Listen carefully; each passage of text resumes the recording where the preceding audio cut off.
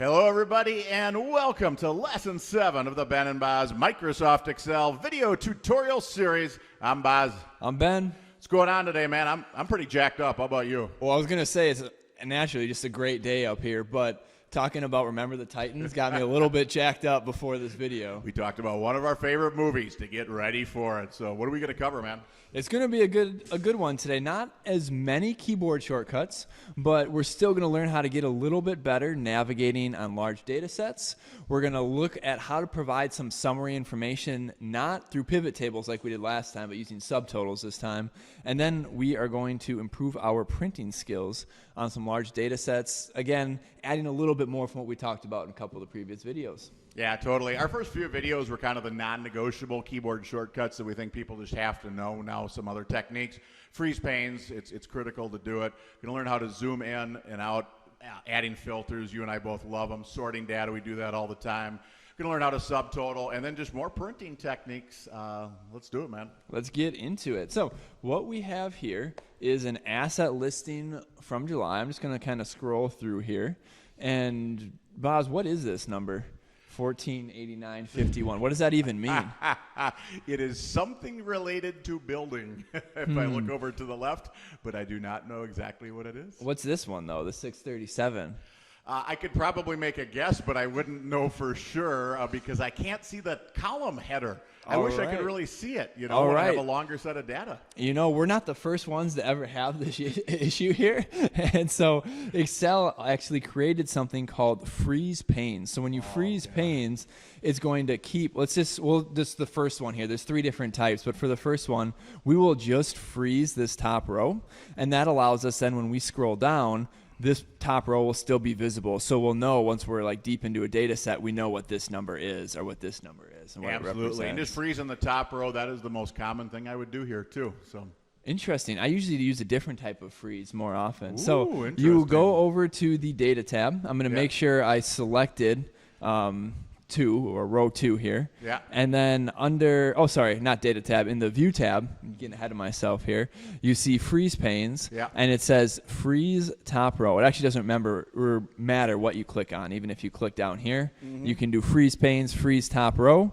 And now, I don't know if you noticed, but it's a slightly darker line under row 1. And then you scroll down. And now, if I ask you, Boz, what is 1,666? What is it? It is depreciation per month. I can see it with the column header. Look at that. Perfect. It's magic. That is one way, apparently Boz's most common way to freeze panes. If I ever want to remove that, I just click on freeze panes and select on freeze panes, and then it goes away.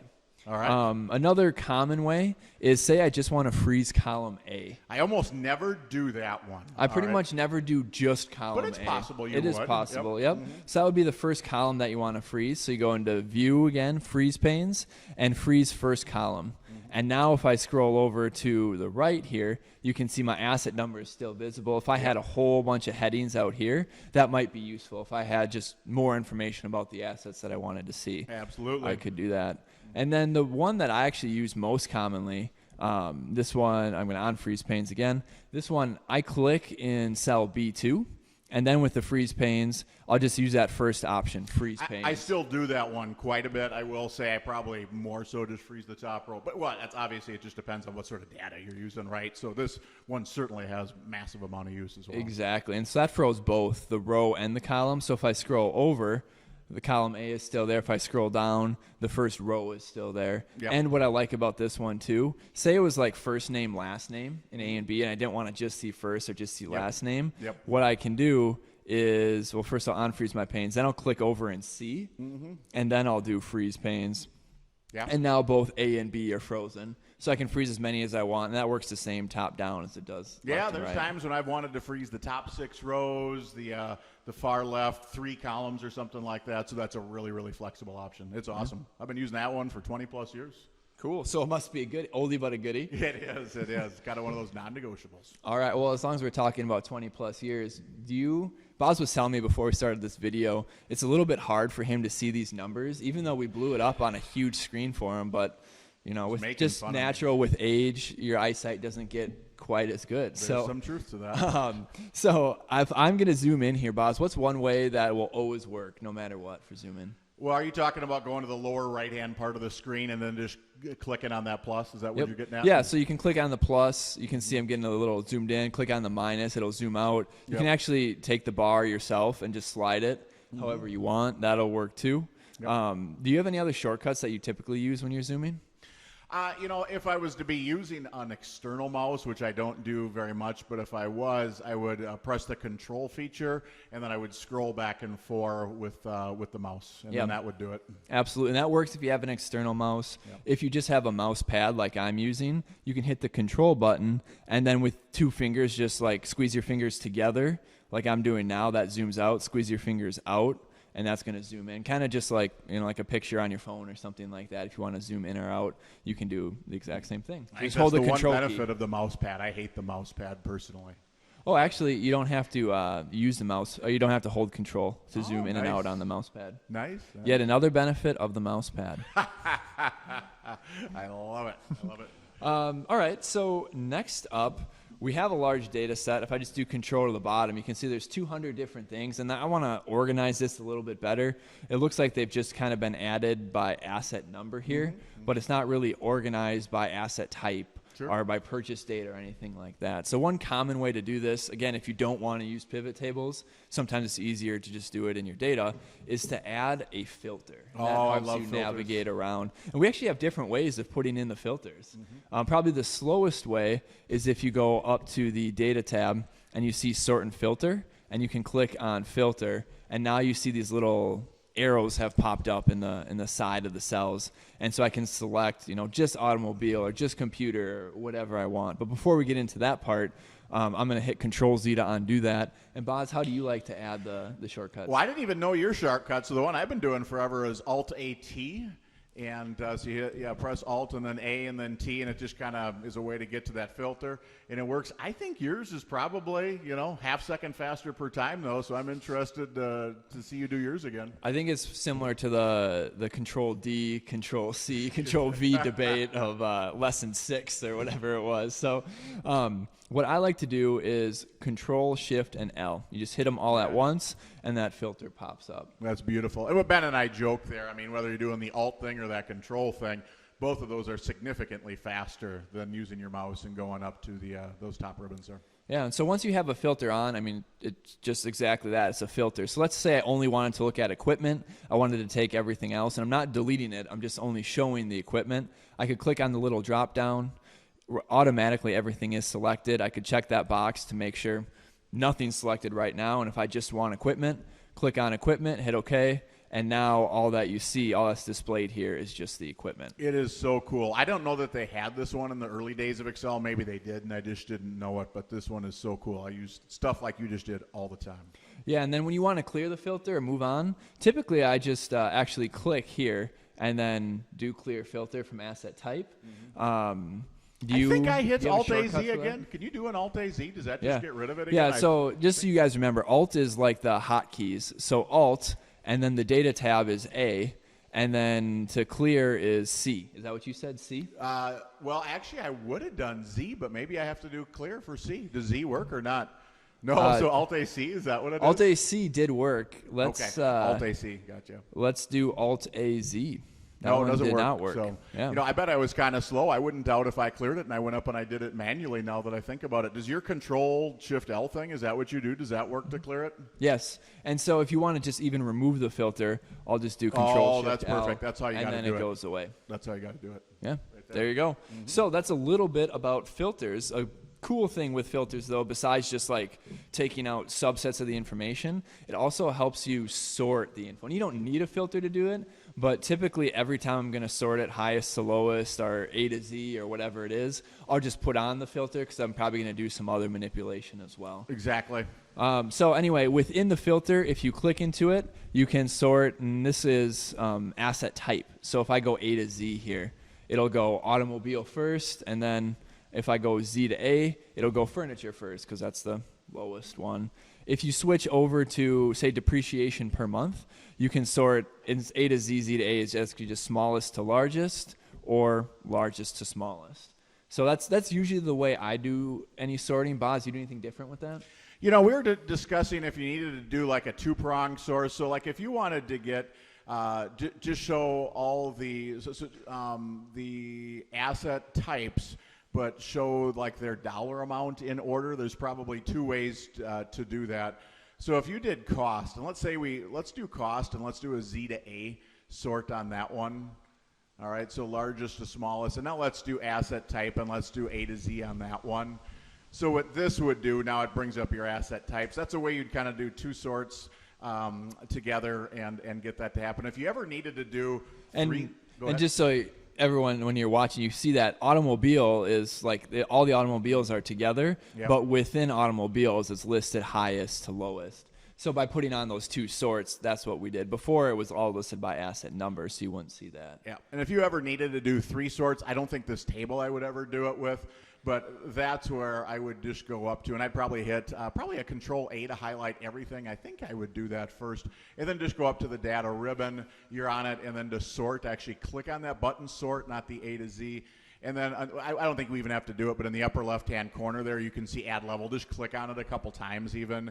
You can just add in if your data is the type that needs to be sorted several different ways.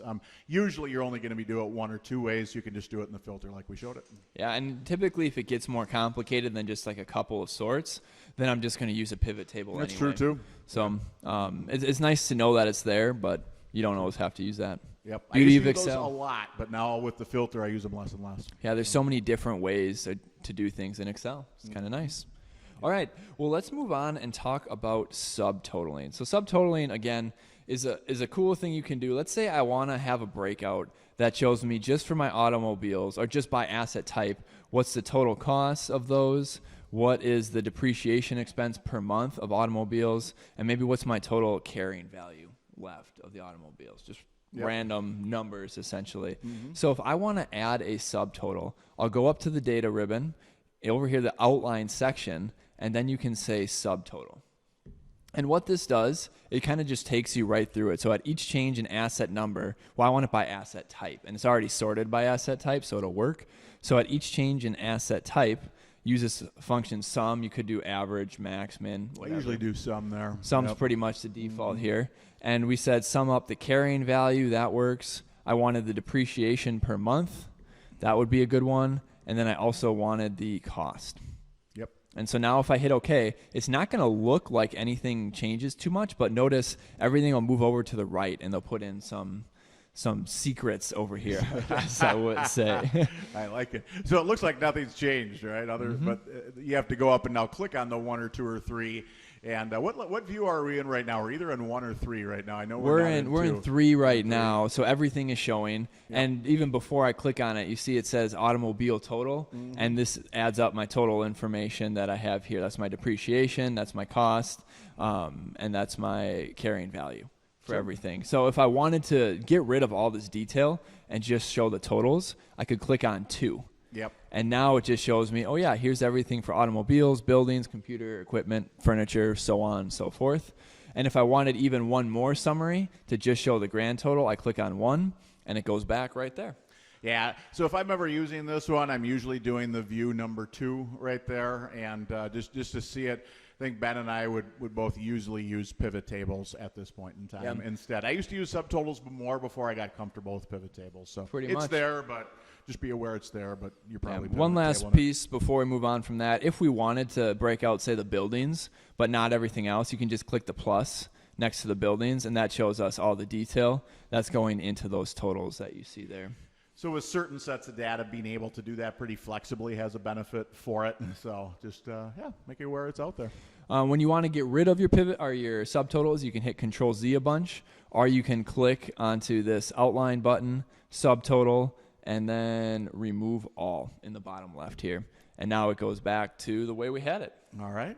Hey, cool. We've done quite a bit. Let's finish up, though, with a little bit of printing. That's right. A little bit more on how we do it. And the two we want to show you this time, print titles and page breaks. Boz, you use print titles pretty often? Yep, all the time. So it's because if you don't, well, I think the example is just go ahead and do a Control P right now, and let's look at how it would look, and we can see what we've got on the first page. And I think so you instantly are on the next page, and it kind of goes to the point you asked me at the start of the video. It's like, Boz, what is this? It's like, I don't know.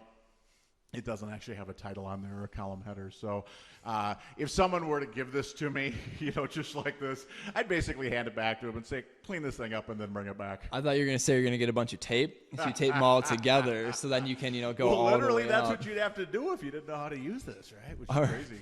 All right, so print titles. If we go to our page layout ribbon, and then it says print titles right here under page setup. So print titles. And what we want is to repeat our rows at the top, just like freeze panes. So in this box where it says rows to repeat at top, I click in there, and then I just click anywhere. Notice I don't have to click on the one. I have that sideways arrow no matter what. So just click somewhere in row 1, and so it's going to repeat row 1 on every page. If I hit OK, and then do a Control P, now you can see if I scroll down to the next page, I have those titles there. Even though I'm on page 4, I still have my titles right there. Very nice, very nice. Yeah.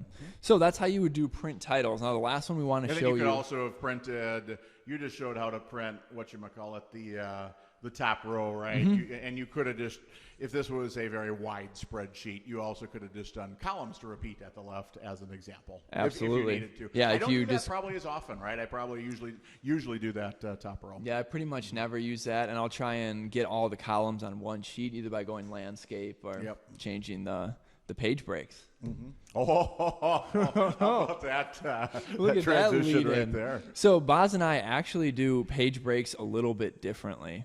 The first thing I guess that I'm going to do to show you how the page breaks come in, I'm going to switch to the View tab and do Page Break Preview. I like this one because it shows us where our pages are going to be. And right now you can see we have A through F going on page 1, and then it goes all the way down 2, 3, 4, 5, and then starting page 6 has columns J through K. And so to fix that one, I would probably just take this line here between F and J, drag it over, and now everything's going to be squeezed onto one page automatically. So that auto sizes your file a little smaller than by doing that. It does. It'll take that cool. zoom that we showed them last time. Instead of trying to guess 80% or 90%, it just automatically picks the most efficient one that fits all the columns. That's pretty slick. Now with page breaks, let's say we want to break this up so automobiles are on one page, and then buildings are on page 2, and then computers on page 3. How would you go about doing that, Boz? Well, normally how I would do that is not through the page break preview. So normally I would go back to the normal preview, and I would just go beneath the automobiles then. So scroll to the end of your automobiles. And then I usually would click on cell, I believe it would be A42 is where I would do it. And then I would go insert, I believe it's insert. Page layout. Page layout, yep. So page layout and the breaks right there, actually. And then insert page break.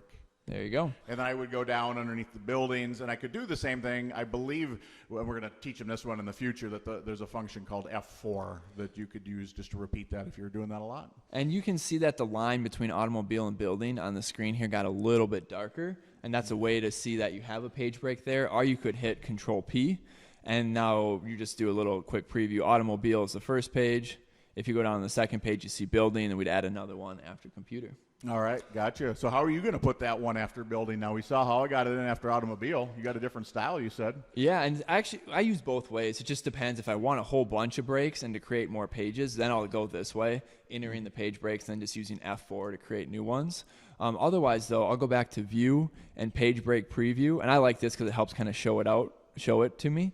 And so here where I have a dotted line partway through computer, I'll just click and drag that to be between building and computer. Sure. And then this other one for computer and equipment, I'll do the same thing to drag it in between. And then furniture would be the last one. I'd put it there, and I see, all right, it all fits. And if I do Control P, I know every single page is building, computer, equipment, furniture. Excel went a little crazy on me there with switching, but there we go. So it all works just different ways, and it's whatever you want to do. Let's see, we've talked through freezing panes, zooming in and out, just with the mouse pad or control on the mouse pad, depending on what you're using. Adding filters, sorting, subtotals, and then a little bit of print and stuff. Anything else? No, I think that's a wrap, man. So thanks, everyone, for tuning in to Lesson 7 of our Excel series here. And we'll be back next time, Lesson 8. Can't wait, man. All right, we'll talk to you later, everybody.